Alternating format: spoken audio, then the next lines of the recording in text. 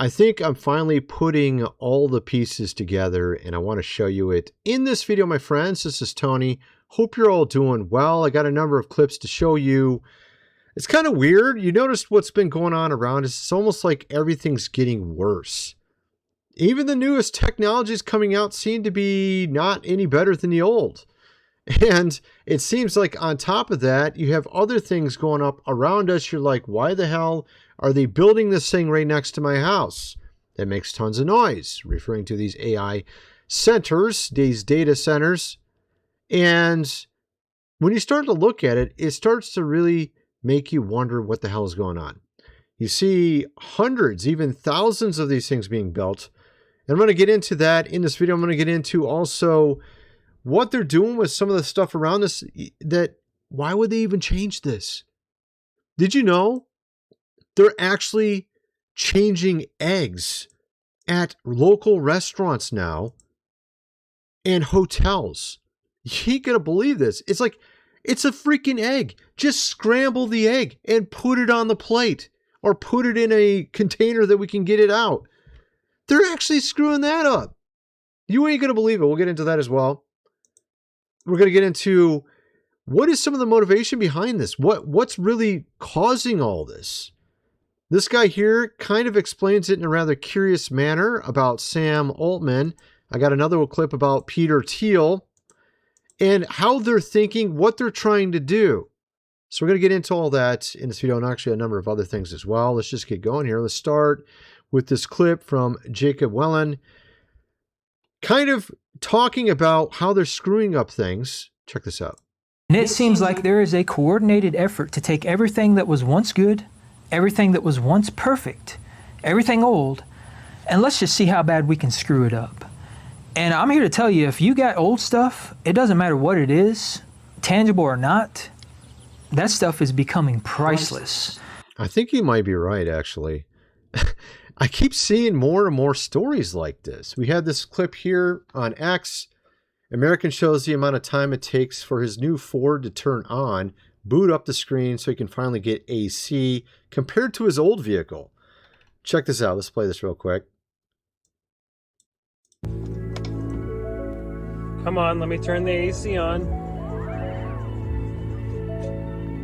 I get it, Ford. Let me turn the fucking AC on. Was it that hard?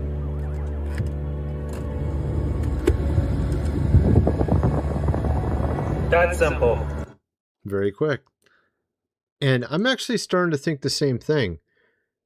I have a 2014 and I'm thinking about just keeping that for another 10 years. I've been looking into how I can, fix up whatever needs to be fixed up on it, tune up the engine. I just had ceramic put on it. And, I had the control arms changed out recently as well. But I'm actually going to be doing a number of things to make sure the thing keeps running. Because honestly, I rented a new vehicle and I wasn't impressed whatsoever, actually at all. I was kind of annoyed by it because it had so much ridiculous bells and whistles that you didn't even need, that were actually turned on and you couldn't turn off either. And like, for instance, it would rub on the seat if someone was coming over here or over here. It was actually very distracting when you're trying to pay attention over here. It's like telling you about something over here. I really hated that. And so I think Jacob there is right. It seems like a lot of the new creations, the new stuff that is coming out is just not good. And they're doing it with the food as well. It's insane. I just saw this. I'm like, why the hell would they do this? It seems counterproductive. You just take a dozen eggs, crack them open, put them on a pan, stir them, and put them in a container, and then let people get it out at a hotel. No, that's apparently too much work. They got to screw up eggs. How the hell do you screw up eggs? They're serving fake eggs. Well, they're actually eggs, sort of. Dude, 49 additives, rapeseed oil, deli preservatives, inflammation-causing starches, synthetic butter flavor, and zero real butter. What the hell? Like, what? Okay, just check this out. They're actually, and this is being served at fast food too. And even restaurants like allegedly IHOP and McDonald's. I don't know, man. This is crazy. Check this out. served at hotels. The grim process was exposed in a viral TikTok. A soggy slab microwaved in plastic, then mashed flat until it looks like an egg. This yellow blob is glued together with 49 chemicals. Your hotel scramble starts as pasteurized yolks pushed through chemical vats, diluted in deli meat preservatives, and glued back together with liquefied cow bones, skin, and tissue. Those remains are pumped with rapeseed oil, crammed with starch, and finished with a coat of butter. This is like the ingredients you see on the back of the most preservative-laced food you see in the supermarket. Absolutely insane. It's supposed to be a freaking egg. A freaking egg. You just put it in a pan. Stir it. Put it on the thing. They can't even do that. They can't even freaking do that. That's how lazy they are. They have to freaking buy a bag and put it in a microwave instead because it's just like one less step. And it's laced with a ton of seed oils and preservatives. It's not even good for you. It's like garbage. They're doing this stuff everywhere. It's so messed up. It's like, what happened to just common sense? Where's the common sense? No common sense whatsoever. And people are starting to wonder, why the hell is this happening? Why are they doing this? Are we literally in the movie Idiocracy now? Is that where we're at? Is someone intentionally making us live in the movie Idiocracy? And that's when I started noticing these other clips coming out. This one's from AI in Context. Went viral talking about Sam Altman. And I saw this clip of about Peter Thiel and sort of his philosophy. Now, he claims to be a Christian, but his philosophy is far from it. Very far from it, as you'll see when we play the clip in a minute here. But this might explain why everything's going the way it is. All right? Let's start first with the Sam Altman one. You know, the guy was actually fired and had all of his former coworkers hate his guts back some years ago. They all got rid of the guy. 5 days later, he somehow miraculously got reinstalled back into the same position he used to be in. Almost like he had some sort of backup plan and if something went wrong and he pulled it out. His card he used, whatever it was, to maybe blackmail. I don't know what it was. Whatever it was. AI is a technology for taking away your job and maybe eventually displacing human sovereignty over our own future. Where, frankly, a handful of unelected tech CEOs have more power over the future than most heads of state. You've said AI could wipe out half of all entry-level white-collar jobs and spike unemployment to 10 to 20% in the next 1 to 5 years. Yes. And the most powerful of all those people might be Sam Altman, the CEO of OpenAI, a company founded on the idea that no one person should control artificial intelligence. AI will probably, most likely, sort of lead to the end of the world, but in the meantime, there will be great companies created. So, dude, what the hell? It might lead to the end of the world. It probably will actually lead to the end of the world, but we'll make a lot of money in the meantime. It's great stuff, you know? Yeah, that's where this guy's priorities are. Money. Money's more important than the end of the world, of course. He doesn't care if the world's around anymore as long as he got tons of money. I don't know. It makes lots of sense, don't it?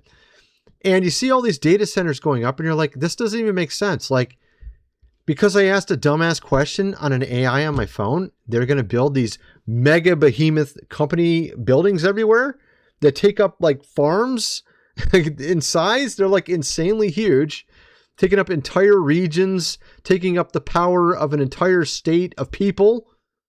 All their houses suck about the same amount of energy and water as this one data center they built. You're like, wow, how, what is this thing? Right? And it doesn't make a lot of sense. And a lot of the data centers that are pinned on a lot of these maps and stuff I looked at are the community telling these people that are running these maps where these data centers are at. But by 2030, that number, 5,500, is supposed to more than double. Now, currently in the world, there are already over 12,000. But the reason this gets kind of crazy and it doesn't really make sense is because I looked at all the other countries and how many data centers these other countries have. And the amount that we have here compared to everywhere else on the planet is shocking. Okay, so the next behind us is Great Britain. They have around They got 500. We got like 5,000 or 6,000. Yeah, we got 5,500. Yeah. So they got 500. We got 10, more than 10. We got 11 times as many as they do. Germany's 470. China's 365. China has more people than we do. Wouldn't you expect there to be more? Why do we have so many here? It's like, it doesn't make any sense. Until you understand the people behind all this.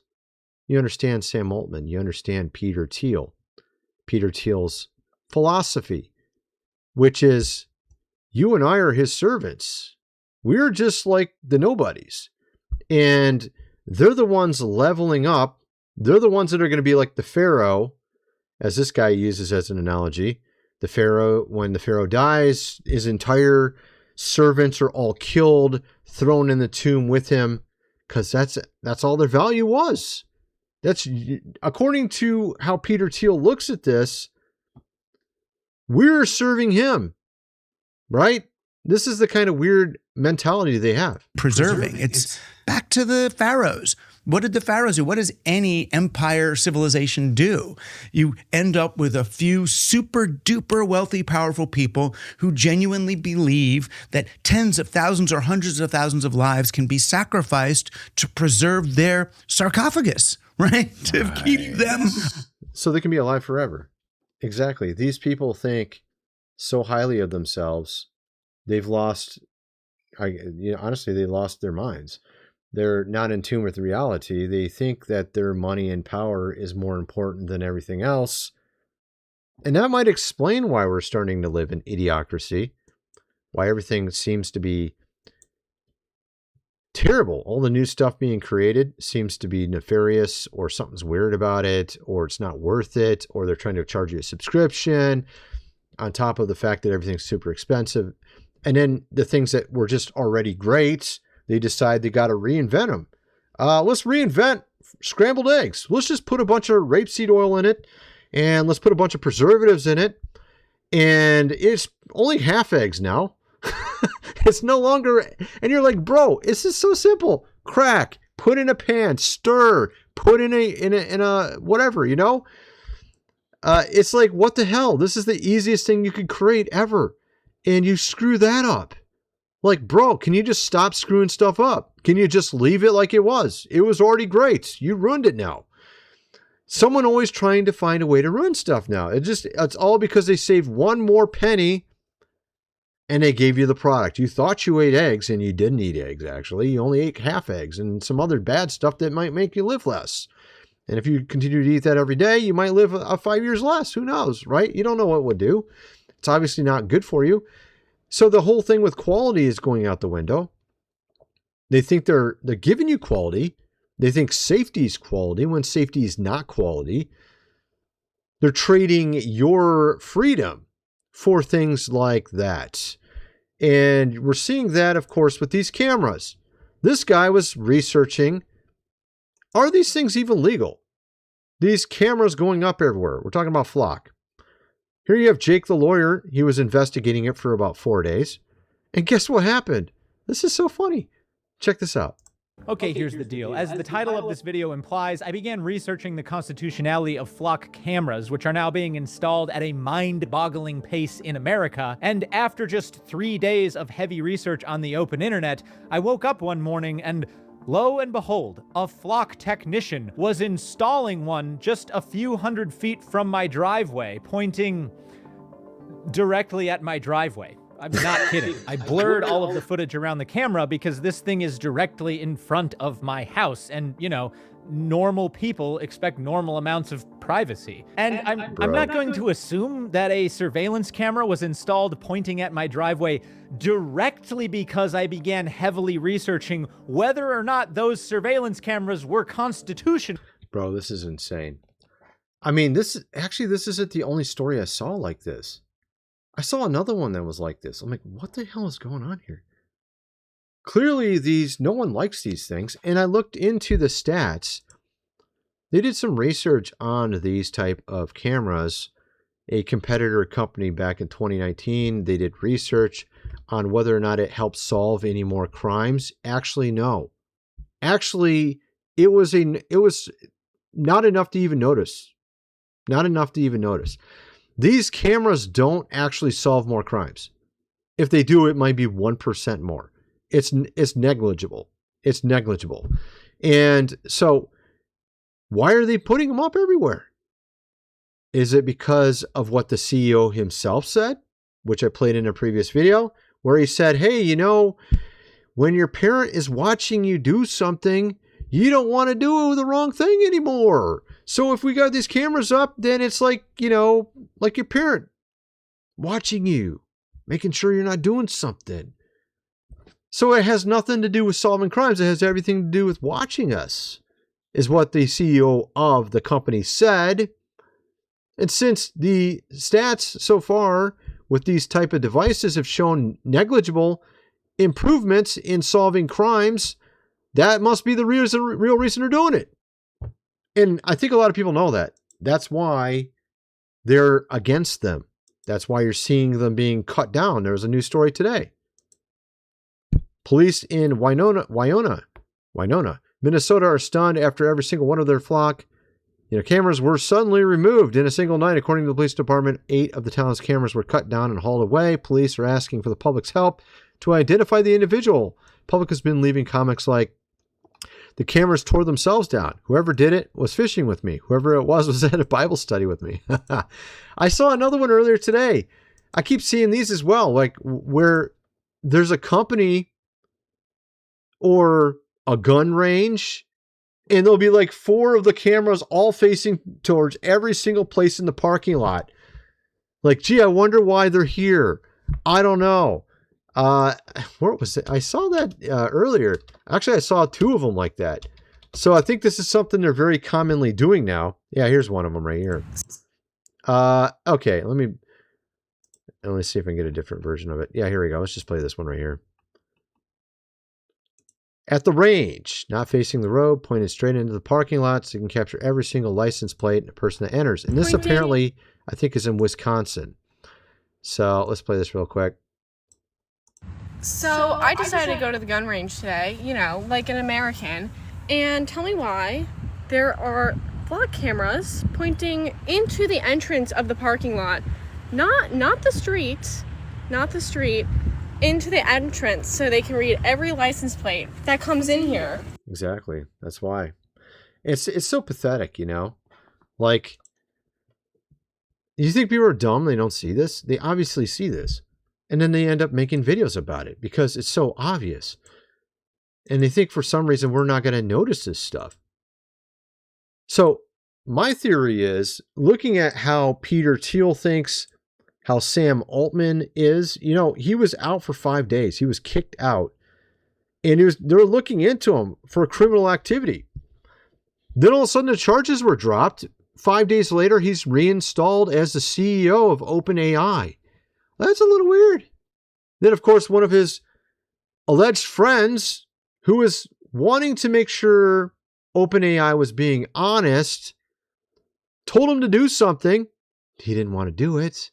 Next thing you know, the guy's dead. Oh, that's kind of weird. Just a weird happenstance. Of course, it wasn't, you know, he had nothing to do with it, of course. Sam Altman, of course, would never do something like that. And he's talking now about that we're at the point of where we have the genie. The AI is almost there to where it can create anything for us. And then he talks about how he's going to want to make sure it's the right thing for humanity. Why in the hell would I trust a guy like him to pick the right thing for humanity, when in reality it's more likely pick the right thing for himself, not for humanity, and pretend like he did it for humanity? This is kind of what I'm thinking. These guys are all about themselves, preserving their high level, whatever it might be, using us while pretending like they're helping us. This seems to be what I think they're really doing. I am curious, though, why there are so many data centers. It really makes you wonder. Kind of want to what some of you guys think about all this. Let me know in the comment section below, and thanks for watching.